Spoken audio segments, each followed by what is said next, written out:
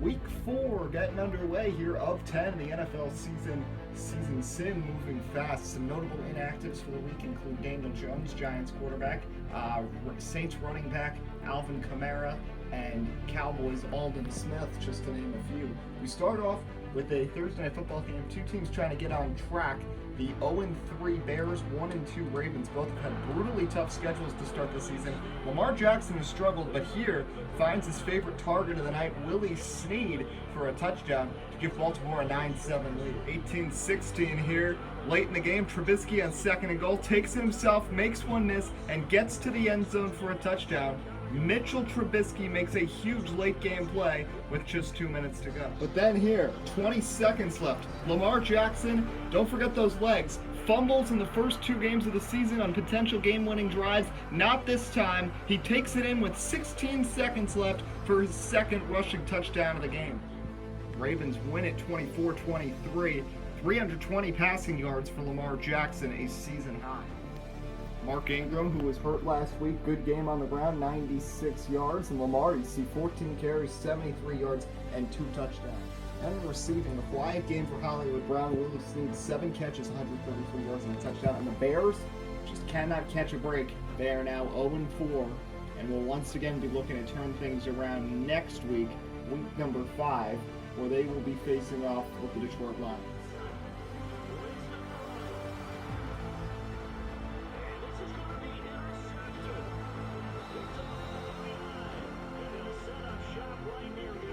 And then disaster here for the Eagles. 59 seconds left, potential to take the lead. Boston Scott knocked down in the end zone for a safety by the Giants defense. Don't know why Doug Peterson ran a counter there, but the Giants take the lead and get the ball back with a minute to go. A stunner for the Eagles. They fall to 2-2. Giants improved to 2-2 despite being without Daniel Jones, 15-13. Pretty similar numbers you see from Wentz and McCoy. And a quick look at the receiving numbers. Sterling Shepard led the way, 68 yards for the Giants, 83 yards for Deshaun Jackson. Saquon Barkley, by the way, ran for 121 yards and a touchdown.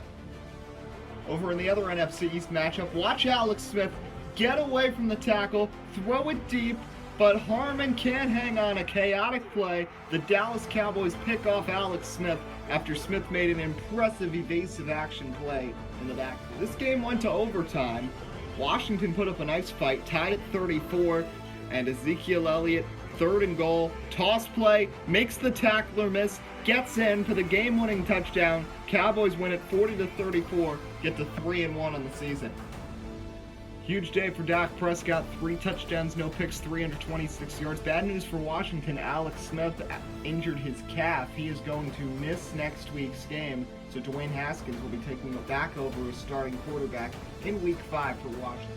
Ezekiel Elliott dominated, 189 yards, 2 touchdowns on the ground. But how about Terry McLaurin? 13 catches, 252 yards, and 2 touchdowns, most receiving yards for a player in a game this season. But Amari Cooper caught 3 touchdowns. He's caught 5 over the last 2 games. Jets, like the Eagles, also wearing their old throwbacks, as the Dolphins here, Tua Tagovailoa completes one to Devontae Parker for a go-ahead touchdown in the 2nd quarter. Then disaster here, errant pass, picked off by the Jets. It's Austin.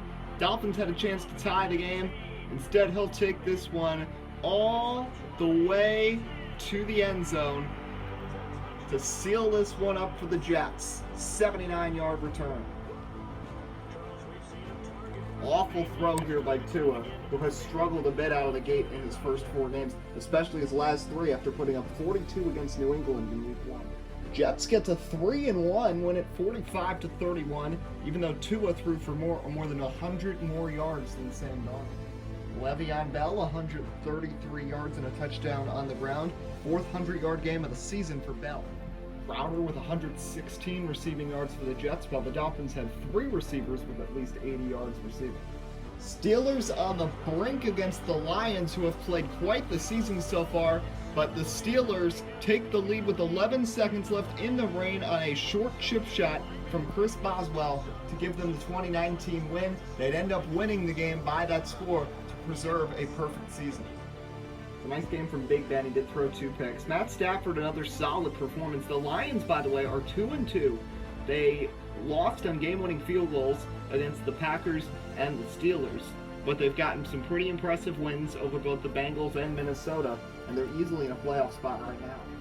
Story of the day, Adrian Peterson turning back the clock, the 12th-year man out of Oklahoma with 144 rushing yards and a touchdown. And as you can see, good day for Kenny Galladay, 10 catches, 143 yards. Smith-Schuster with 106 for the Steelers. Packers staved off a late comeback from Joe Burrow and the Bengals to win at 33-27 and improve to 3-1 on the season. Joe Burrow, 325 yards, 3 touchdowns. Aaron Rodgers throws for a season-high 297. Joe Mixon and Aaron Jones each broke 100 yards in the ground, with Jones leading the way with 133. And Davante Adams, who had a slow start out of the gate, much like the rest of the Packers' offense after their loss to Cleveland and their struggles against Detroit. Second straight game scoring 30-plus points after being held to 10 and 20 by Cleveland and Detroit. Davante Adams, 105 yards and a touchdown. How about Tyler Boyd for the Bengals, who had 3 touchdown receptions on 110 yards? And speaking of those Cleveland Browns, they took the win over Minnesota. The Vikings, who started the season 2-0 with impressive wins over Baltimore and Chicago, they've now dropped back-to-back against Detroit and now Cleveland, as the Browns, on the other hand, have improved. They are now 2-2. The Browns are now 2-0 against non-conference opponents after dropping back-to-back divisional games against Cincinnati and Pittsburgh weeks 2 and 3. Baker Mayfield, 289 yards. Nick Chubb, Dalvin Cook, no surprise, both had great days on the ground. And Odell Beckham Jr., 6 catches, 128 yards for OBJ. You're going to want to see this play here from Derrick Henry. Running the ball, and the defender just gets completely bodied to the ground. Henry's able to get stopped by Mills at the 1-yard line. But watch this incredible stiff arm. Just throws him right to the ground. It's Bracken. And then Mills stops him short of the touchdown. But what a play by Henry. Other than that bright spot, though, tough day for the Titans, who suffer their first loss of the season and now fall to second in the AFC South as the Colts rebound after that loss to Houston last week to win this one on the road 24-14. Phillip Rivers, will talk about an accurate passer, 24 for 27 on the day, 243 yards and a touchdown. Tannehill, a solid day, but season low 163 yards. Titans rushing attack. Derrick Henry was, other than that one impressive play, mostly neutralized in this game, averaged under 3 yards a carry, and the Titans were without Darrington Evans, their backup running back who's had some explosive plays this season, and a couple of touchdowns because of a concussion. Jonathan Taylor, 19 carries, 78 yards and a touchdown. Nyheim Hines, 13-39 and a touchdown as well. And on the receiving end, the Colts were without Harris Williams for the second consecutive week. After his injury in week number 2 against the Falcons, Michael Pittman Jr. led the way with 8 catches for 91 yards. The Jaguars stay winless despite an impressive game from Jake Luton as they fall in this one. Close game just by 4 points to the Houston Texans, who are somehow 2-2. Jags may have finally found their quarterback after Gardner Minshew and Dan Jeffries both struggled this season. 33 for 52, 382 yards and 2 touchdowns for Luton. Deshaun Watson on the other side struggled, and the Texans once again blew a late lead. They were up 10 in the 4th quarter for the 3rd time in the season, but this time they preserved the win. Texans were without David Johnson for a 2nd consecutive week, but Duke Johnson stepped up with 140 yards and a touchdown. Deshaun Watson also had a pair of rushing touchdowns, while James Robinson, the rookie from Southern Illinois, led the way on the ground for Jacksonville. Shifting to the NFC South, there was a 2nd consecutive win for Tom Brady and the Buccaneers after their tough 0-2 start against New Orleans and Tennessee, taking care of business against the Panthers 23-13. Decent days for both Brady and Bridgewater. Brady did throw a couple of picks, but also 251 yards. Christian McCaffrey, 17 carries for 65 yards. That was all in the first quarter and a half because he got hurt in the 2nd quarter with a shoulder injury and left the game. Ronald Jones with a good day on the ground, 16 carries, 72 yards. And how about LaShawn McCoy, who averaged 14 yards per carry? Mike Evans, a season-high 114 receiving yards, leading the way for Tampa Bay. A showdown here between the Chiefs and the Rams, but John Townsend, the punter, ended up being the one that stole the show. Look at this punt. He punted it from his own end zone, and it's down at the 2-yard line. That's a 94-yard punt by Townsend, one of the longest in NFL history. What a kick right there to down the Rams deep in their own territory. So here, late in the first half, low-scoring game, surprisingly, from these two high-scoring offenses. Their defense has held strong till there. Tyreek Hill catches a touchdown. Third touchdown reception of the season for Hill to give the Chiefs a late second quarter. Rams came back, though, and with just 46 seconds left, Patrick Mahomes gets picked off by John Johnson, who had missed the last 2 games, got hurt in week 1, takes it back on a pick 6 in the final minute. It was a brutal game for Patrick Mahomes. He had a deep throw to Sammy Watkins, and then guess what? He gets picked off again right here.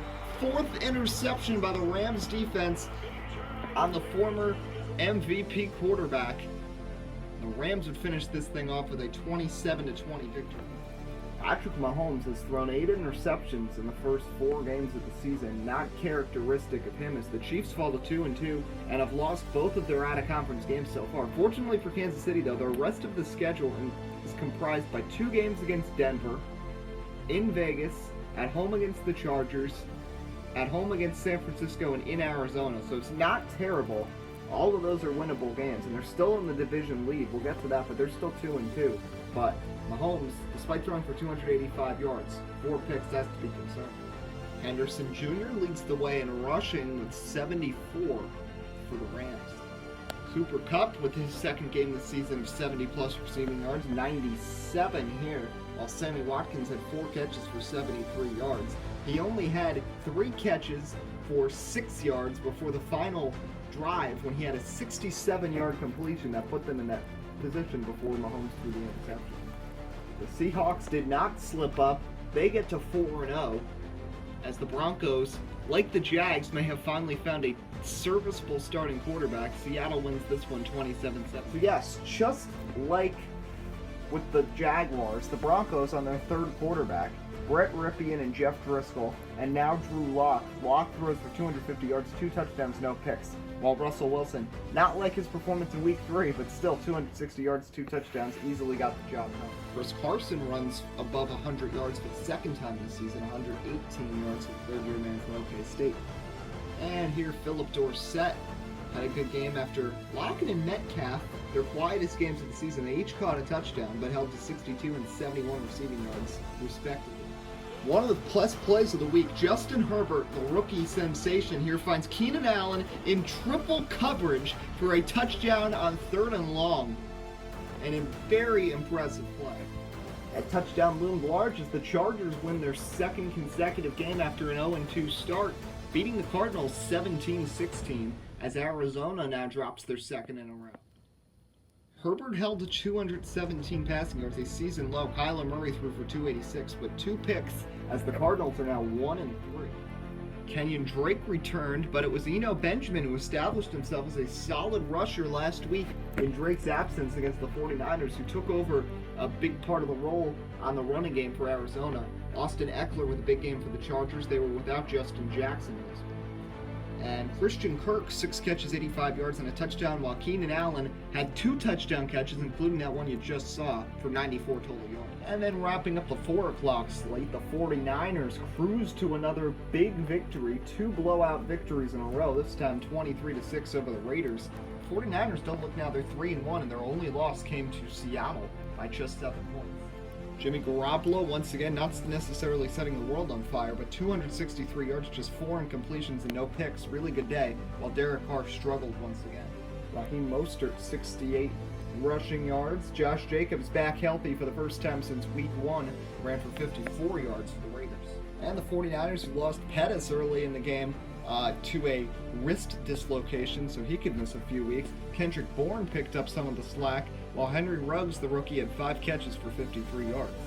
Sunday Night Football, Cam Newton did not have a fun experience as the Patriots, all this time the Bills were suffering against New England. They start their revenge tour against the Brady-less Pats here. Milano with the pick six here. An awful throw by Cam Newton. Underthrows Julian Edelman. Kind of looked like the Tua pick from earlier, but even more off target, and the linebacker goes all the way for the touchdown. Here, Josh Allen finds John Brown wide open. The Bills become just the third team this season to go over 30 points in the first half of a game, joining Seattle and Green Bay. Josh Allen had a huge game. Final score 41-13. Cam Newton actually got benched in the fourth quarter, and Jarrett Stidham was not much better for the Patriots, who are now 1-3, while the Bills remain in a tie for first with the Jets at 3-1. Jets at the tiebreaker, though, after beating Buffalo week 1, so the Bills have won 3 consecutive games now against some tough teams in Dallas, Miami, and now New England. Couple of picks, but 308 yards for Jared Allen, huge day, while Cam Newton just was not on target by any standard. See Zach Moss, 92 yards, but Josh Allen, 33 yards on the ground, and he rushed in a pair of touchdowns. One of 3 quarterbacks this week with multiple rushing touchdowns, along with Deshaun Watson and Lamar Jackson. And as we showcase, John Brown with a big game. Bills lost Stephon Diggs to an injury, though, and he is doubtful for week 5, so that will be a tough challenge for the Bills as they'll go up against, I believe it's the Eagles next week. Either the Eagles or the Giants, not 100% sure. Monday Night Football, 50 seconds left. Julio trying to make a catch, but Janoris Jenkins picks off Matt Ryan to seal the win for New Orleans at the Superdome to preserve their perfect season. So the Saints take it 20-17, one of 3 unbeatens left. Them, Seattle, and Pittsburgh, all unbeaten, just 2 winless teams. It's the Bears and the Jaguars in that category. Drew Brees, 281 yards and a touchdown, of course. He was out last week. Taysom Hill once again got 6 snaps at quarterback and some other plays and a couple of completions. Todd Gurley, 111 rushing yards and a touchdown. Saints, like we said, without Alvin Kamara, they did not have much of a rushing attack, and they lost Ty Montgomery, so they might be without 2 running backs next week. And finally, Michael Thomas led the way with 7 catches for 84 yards and a score. Julio Jones held to just 40 yards by Lattimore and Jenkins, who were both on him all game. But the Saints get the win. The Falcons drop their 3rd straight, so you can look in the description for the current playoff picture with 6 weeks left in the regular season. We hope to see you for highlights for week number 5.